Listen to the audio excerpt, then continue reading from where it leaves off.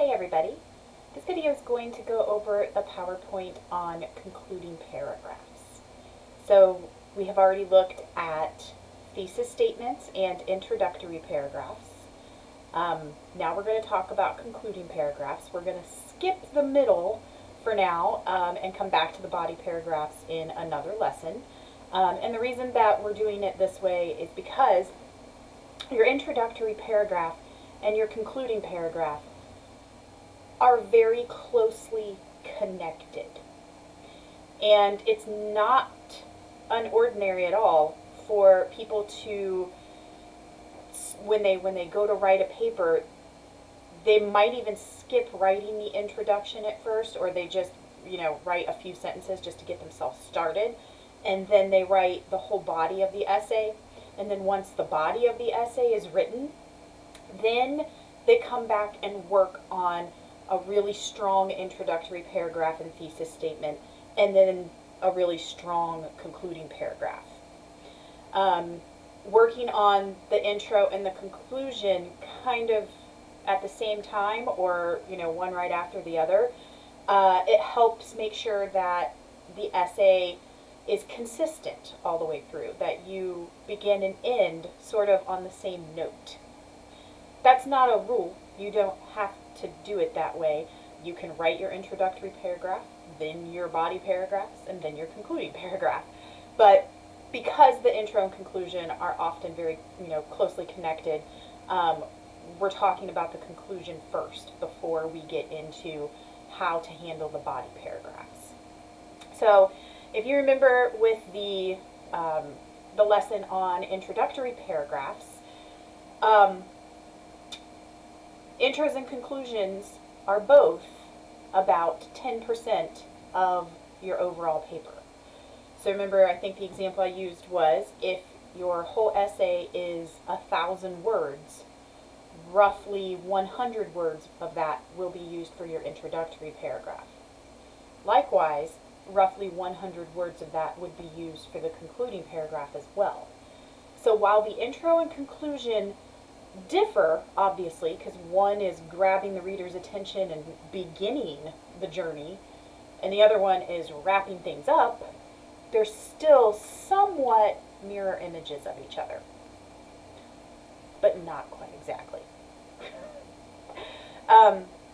So you need a really good introductory paragraph, of course, like we've already discussed, but you need a good concluding paragraph as well. How you end things really makes an impact on the reader. Okay, so you want a very strong, well-written conclusion. It gives structure and meaning to what came before it, provides your reader with a reminder of your argument, your position, and your purpose. All right, and there's several things that a concluding paragraph needs to do. First is, it needs to answer the question posed or provide some sort of solution to the problem. Whatever you identified in your introduction and your thesis statement, your conclusion needs to come back to that. It doesn't have to be word for word how you presented it in the introduction, but you need to come back to that idea at the end. And that's why I said on the lesson on introductory paragraphs why I like some of those introductory moves to grab the reader's attention, like using a question or a quote or an anecdote, all of those. Because so many of those you can come back to in the conclusion. If you started the essay by asking a question, come back to that question at the end. If you used a quote, see if you can come back to that quote at the end. All right, so don't forget about what you did in the intro when you're trying to write your conclusion.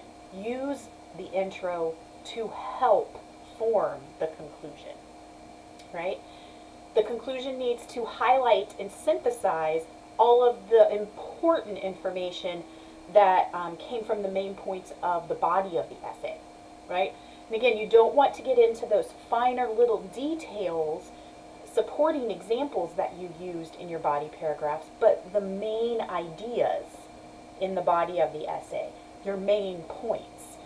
Those you do want to pull into the concluding paragraph. And even though your reader just read the body of the essay, a good, well-rounded conclusion is still going to remind the reader of those main points that just got covered, right? Not the little teeny tiny details, but the main points throughout the essay. Bring those back up in the conclusion in some way as well. And again, doesn't have to be word for word, just refer to them in some way to remind us how it all works and fits together. And then you want to explain, somehow indicate the significance of your whole essay, right? The implications of what you found, or a final thought you want to leave us with, action that needs to be taken, suggestions that you have, things like that. Take us beyond the essay, right? You want to wrap up what you've done in the essay itself, but if you had a good topic and a strong perspective and a strong thesis statement, whatever that topic is, it extends beyond just that essay. So, bring that up, point that out to us, okay? All right, so it should follow a similar pattern as your intro. When you remind us of your thesis statement, use similar language, a similar tone, but not the exact same wording. Remember that your conclusion is your last chance to convince your readers of whatever you're trying to get them to understand or agree with. All right? Address the implications, why your argument, why your topic matters, additional questions it might raise, but don't offer up brand new information in the conclusion. It can be a new idea if it's, we need to do more research on this. We need to be more active in this. What would happen if we all joined together to do this? What might the future of, nursing look like if, these changes were made? Those are still final thoughts that you're leaving us with after reading the whole essay. But you don't want to offer up brand new main points or brand new supporting examples in the conclusion. All of that needs to be in the body of the essay. We should not learn anything new in the concluding paragraph. We should be given reminders, and we should be given something to think about, right? But not brand new information. Please keep that in mind. You can summarize your main points, restate the purpose of the essay, give suggestions or recommendations about your topic, make predictions about the future, and make deductions based on the evidence, extend it outward, no new information. So that's really all, what you need to do in a conclusion. It's not much, it's just not always easy. It's hard to decide when you're done with the conclusion. If you keep all of those things in mind, one, that it's supposed to be roughly the same length as your introductory paragraph. Two, that you need to come back to the thesis statement from the intro. Remind us of that. Remind us of the main points that you looked at in the body of the essay. And left us with a final thought or a final recommendation or what have you. That can help keep you on track. If the conclusion starts going really long, and you're looking at your introduction and it takes up this much of the page and your conclusion is like this long, that might be a good indication that there's an issue with the conclusion. One common issue might be that you have started repeating yourself because you don't really know if it's the right time to end it.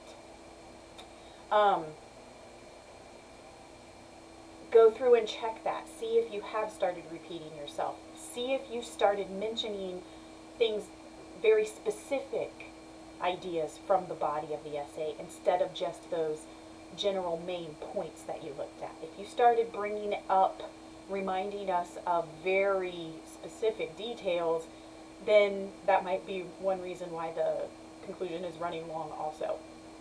Okay, but I have some examples here in the PowerPoint, and we're going to go through a few of them. They start on slide 7, okay? And we obviously don't have the rest of the essay to look at and know what was happening in it, but if it's a good conclusion, we should be able to guess what was happening in the body of the essay. So our first example is why Ross didn't deserve Rachel on Friends. Although viewers always expected Ross and Rachel to reunite at the end of the series, the fact remains that Ross didn't deserve Rachel as a partner. As we saw in the beginning of the series, Ross was unfaithful to Rachel when they had been dating for over a year, and he didn't want to admit his wrongdoing when they tried to get back together after their initial breakup. Additionally, Ross was an extremely jealous and demanding partner, yelling at Rachel in front of all of their friends on several occasions.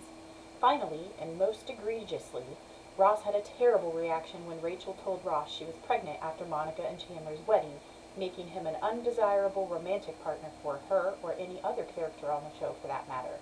This conclusion is especially apparent after viewing the show more than 10 years after the final episode aired and having a collectively better understanding of women's rights and domestic abuse in relationships. So, we don't know what happened in the rest of the essay, but yet on the other hand we kind of do. Clearly they're trying to prove that, even though most people wanted Ross and Rachel to end up together, that Ross was actually kind of a jerk and Rachel deserved better. That was probably what was mentioned in the introduction, in the thesis statement, right? We also kind of can figure out what the main points of the essay were, what their 3 main points were to support that argument that Ross wasn't good enough for her. He was unfaithful, he was jealous and demanding and yelled at her in front of their friends, and he had a terrible reaction when he found out that they were having a baby. Those are 3 ideas brought up in the conclusion, and I can tell by the way they have, reminded us that those were the 3 main points that they covered in the body of the essay. We don't need to hear the details here in the conclusion because the details were already provided in the body paragraphs. Here, it's just a reminder of what we read in the body. Okay? So it might be a silly topic, but it's actually a really darn good conclusion. So another one here on slide 8. The topic is, should sexual education be taught in public schools? So that was what the essay covered, right? We don't know which way the author leaned on this topic. Maybe, hopefully, we'll figure it out based on a conclusion. So it's clear that sexual education is completely vital to the public school curriculum. Okay, yeah. They reminded us which side they're on. Not only does this lead to a better understanding of human development and human sexuality, but awareness in sex education also reduce the rates of teen pregnancy. So that's 2 things they probably covered in the body of the essay. Studies have shown that comprehensive sexual education increases the age of when teens have sex for the first time. Learning about contraceptions and how to use contraception correctly ultimately leads to lower rates of STDs. Lastly, comprehensive sex education also teaches students about consensual sex and will hopefully lead to healthier sexual relationships and lower rates of sexual assault in the future. Not only should sex education be taught in public schools, but it should be mandatory for all public school systems. That seems like that was a really comprehensive essay. Lots of main points that they went over. They reminded us of all of them, left us with a final thought. That's a really strong conclusion too, right? When you go through the other 2 examples, both the same. All 4 of these examples are really strong conclusions. They do exactly what a concluding paragraph is supposed to do. Signals that were at the end, reminds us of the thesis and the main points that were discussed, and leaves us with some sort of final thought or recommendation. Okay, if you keep that in mind, that's what a concluding paragraph is supposed to do, it might make it a little bit easier to create one when you're writing the essay, instead of letting it be this, mysterious, paragraph that you're never quite sure how to start it, how to end it, what to say in the middle of it. Make it a formula. Make it a template. This is what the conclusion needs to do. Make sure you do those things. Check off those boxes and then be done with it. That's it. Don't try to add more. Just check the boxes off that you did, that you included the things that a conclusion is supposed to have, and then walk away. Okay? All right, so, however you decide to start or end your essay, make sure that it's interesting. Make sure that everything flows together. It's going to,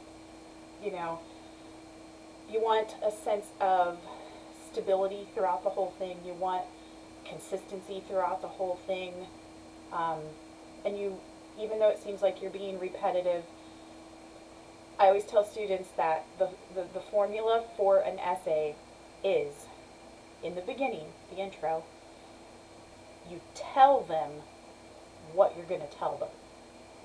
So you let them know what they're about to read.